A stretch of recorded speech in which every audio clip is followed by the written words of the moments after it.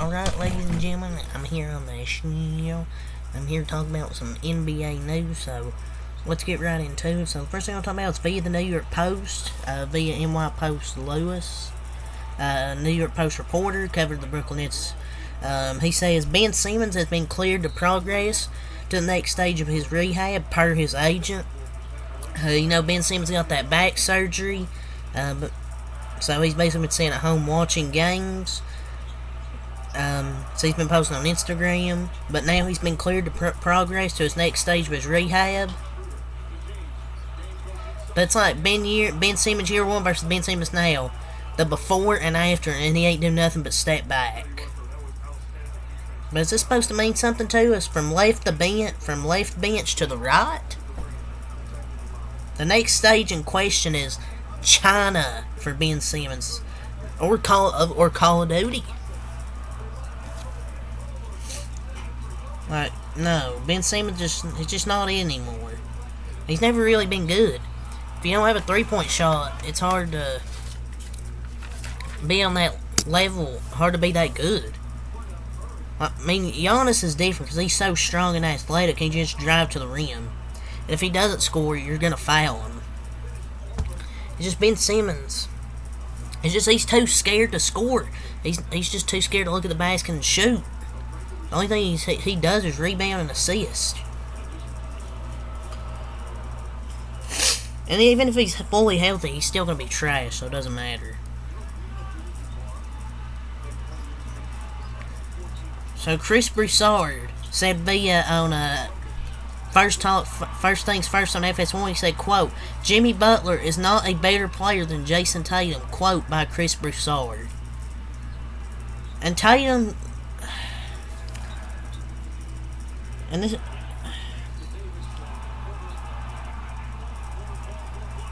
Tatum is much more aesthetically pleasing to watch offensively. He's obviously a better shooter, but he hasn't been a better shooter this playoffs, though, than Jimmy Butler. But besides that, Jimmy Butler can do everything that Tatum can do, and he's a better defender, in my opinion. And he makes things happen, and sometimes, yes, it'll look ugly, but then he'll get the job done. He's been better this postseason. They're probably like the same tier, but Jimmy Butler's been shooting better this postseason. Tatum, yes, he's more skilled, but Butler just shows more heart.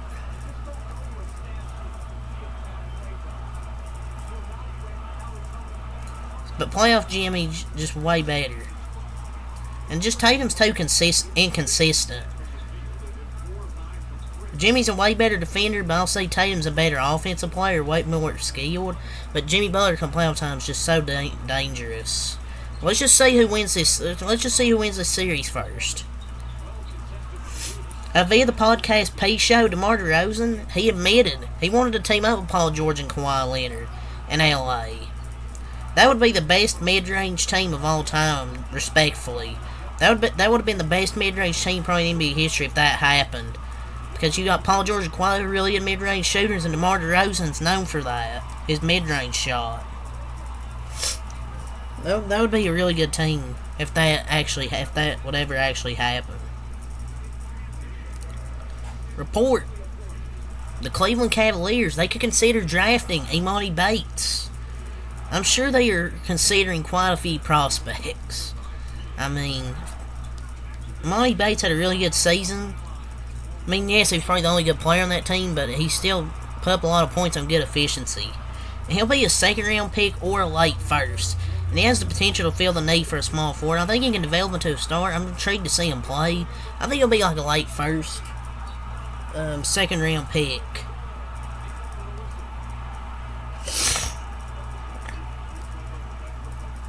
It'd be a great pickup, though, whoever were to get him.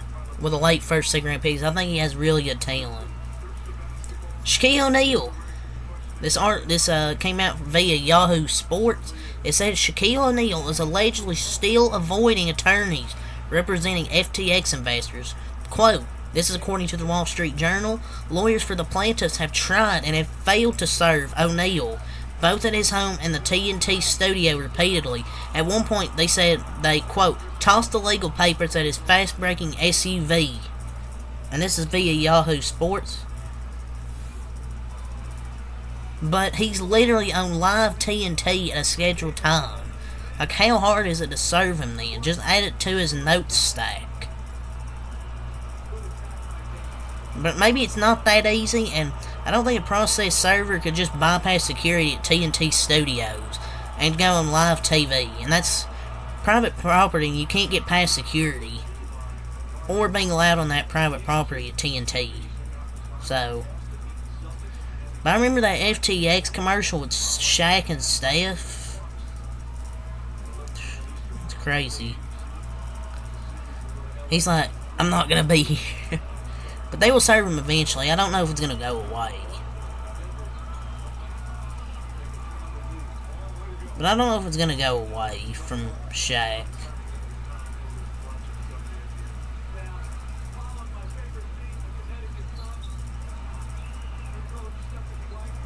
But Chuck missed a perfect opportunity to prank Shaq for all the times he got him.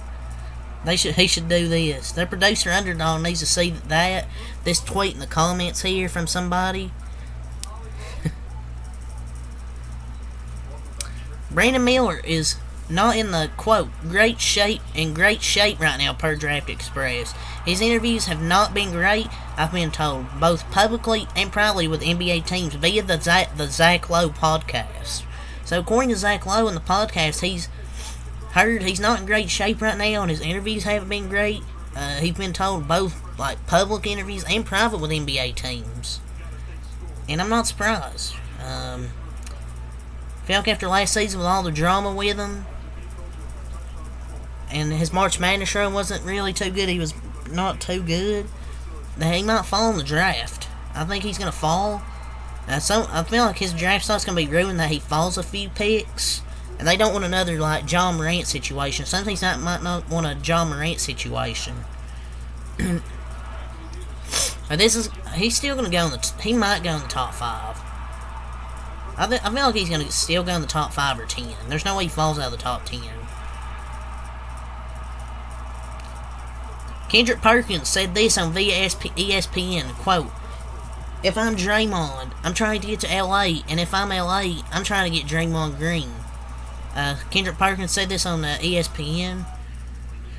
Like, Draymond, yes, it'd be a good, like, defender, but the Lakers, they might need more shooting with that draft pick.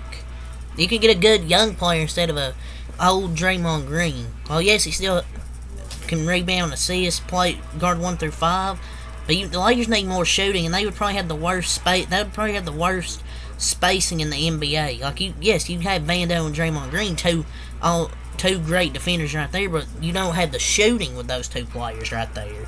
I'd rather have, like, Jordan Hawkins. Brandon Podozemski has the size to play the 2, some legit point guard skills.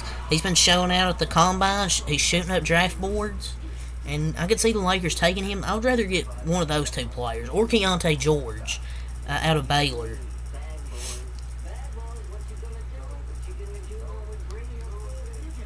But as long as he's coming off the bench, then maybe the Lakers could do that. We'll see.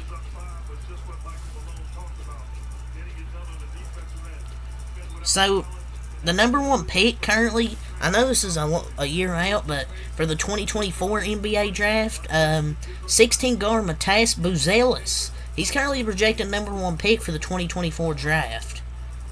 So the new generation of the NBA is basically big men who play like guards shoot 50% from 3. Basically, but a 16 guard is crazy.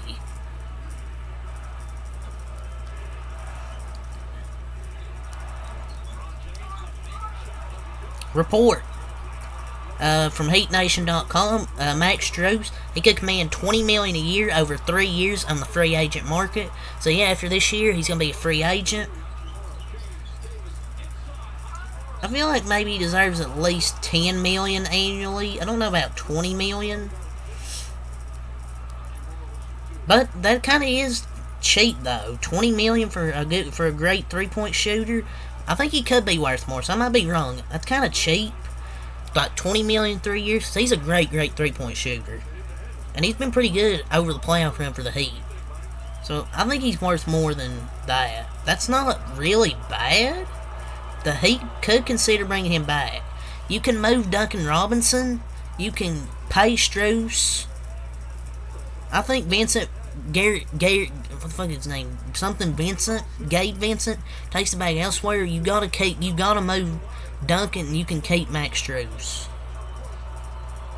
Like, the Heat should do that easily. An anonymous NBA scout explains why Jimmy Butler is a, quote, really soft player. He's going to get you on his hip and ride you. Pause. He's going to put his shoulder into you and separate, but it's more subtle than you would think. He's strong enough to get to his spots with a little nudge. He's a lot like Kawhi Leonard in that way. He has the creativity to get his shot off in so many ways. So, an anonymous NBA scout, I just hate when they just say anonymous. Like, release the people who say this stuff. But Jimmy Butler's soft, really. He had 6 steals, had over 30 points. I think he had like 10 rebounds or something. Or 6 rebounds, 10 assists, something like that. And there's a reason he's anonymous. He would get fucking roasted. But maybe they're just saying he's not. Maybe he says by soft in a bad way. But just Jesus Christ. J.R. Smith said Kyrie's the best scorer ever. Yeah, J.R.'s been hitting the bottle since he's retired. James Harden was a, quote, driving force behind Doc Rivers' firing, per J.K. Fisher, which is no surprise here. He stuck it up in Game 7 and asked for a coach to be fired.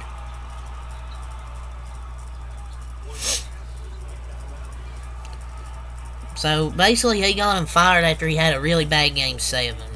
And if this is true, Mike D'Antoni, you are a Philadelphia 76er.